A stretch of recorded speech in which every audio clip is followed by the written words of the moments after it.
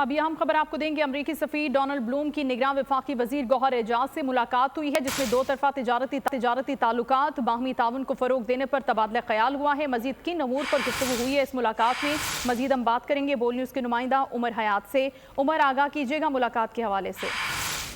جی بالکل، امریکی سفیر ڈونلڈ بلوم کی جو ہے وہ ملاقات ہوئی ہے نگران وفاقی وزیر تجارت صنعت ڈاکٹر گوہر اعجاز سے، اور ملاقات میں دو طرفہ تجارتی تعلقات کو مضبوط بنانے، امریکہ اور پاکستان کے درمیان باہمی تعاون کو فروغ دینے پر تبادلہ خیال کیا گیا ہے۔ ڈاکٹر گوہر اعجاز نے اس موقع پر کہا کہ حکومت پاکستان نے خصوصی سرمایہ کاری سہولت کونسل تشکیل دی ہے، اور جس کا مقصد مختلف شعبوں مثلاً کانکنی، معدنیات، زراعت، انفارمیشن ٹیکنالوجی اور توانائی میں سرمایہ کاری کو راغب کرنا ہے۔ اور گوہر اعجاز نے امریکی سفیر کی وساطت سے امریکی کمپنیوں کو سرمایہ کاری کرنے کی بھی دعوت دی ہے۔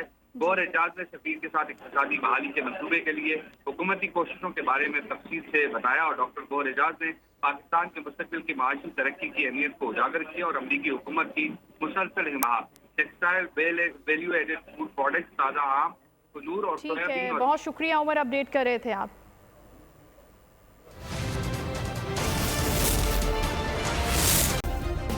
سبسکرائب کریں اور بیل دبائیں تاکہ کوئی خبر رہ نہ جائے۔